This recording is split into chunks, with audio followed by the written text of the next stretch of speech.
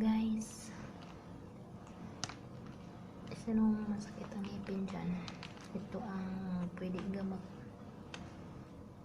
Yung OFW na hindi makalabas, hindi makabili ng gamot. Dito sa Middle East, ganito. Yung pangalan niya, Clubs. Ito.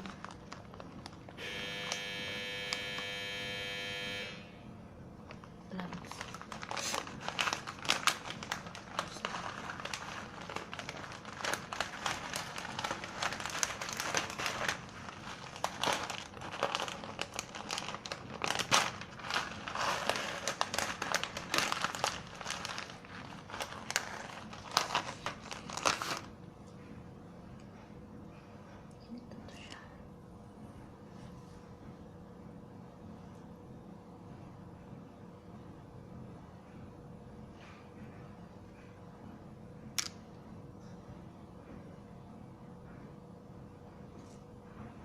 Maliliit lang siya. Yung lasa niya parang may maanghang. Yung may butas ang ngipin. Idurog mo to. Pwede mo ilagay sa cotton. Ganito. Ito, ginawa ko siyang powder.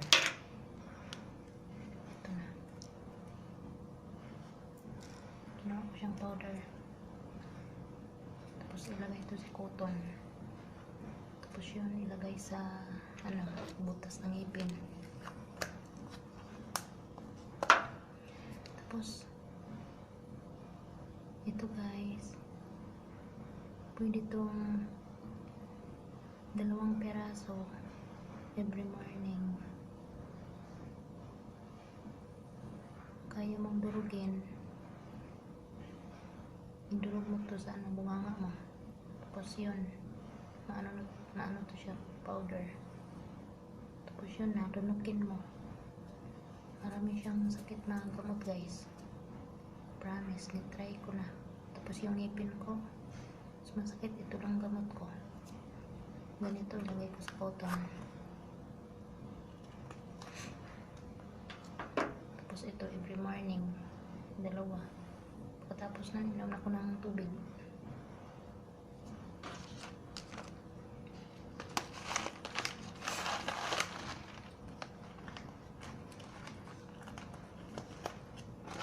Try mo to guys, effective siya.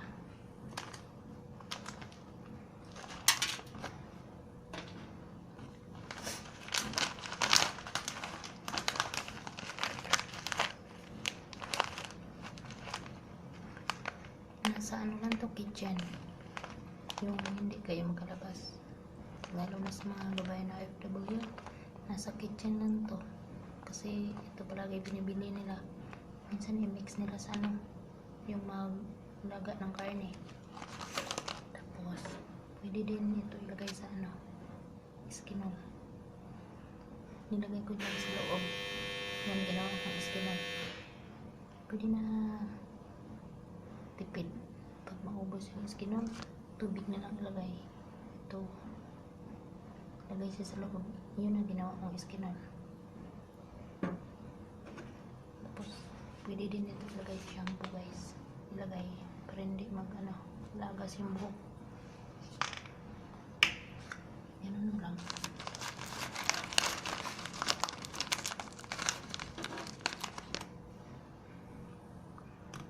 Ganun lang.